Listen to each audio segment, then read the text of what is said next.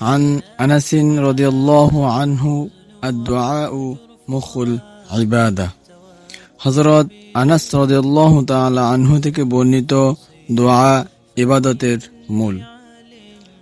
প্রকৃতপক্ষে ইবাদত হলো বিনয় ও অক্ষমতা প্রকাশ করার নাম, আর এই সকল গুণাবলী দোয়ার মধ্যেই অধিক পাওয়া যায়। নেহায়া গ্রন্থে বর্ণিত আছে যে দোয়া হলো ইবাদতের মূল। তার দুটি কারণ: এক, এতে আল্লাহ তাআলার বাণী উদউনি আস্তাজিব লাকুম, আমাকে ডাকলে সাড়া দেব, এর নির্দেশ বাস্তবায়িত হয়। দুই, এতে গায়রুল্লাহ থেকে মুখ ফিরিয়ে একমাত্র আল্লাহ তাআলার দিকে ধাবিত হওয়া প্রকাশ পায়, যা ইবাদতের মূল ও নির্যাস।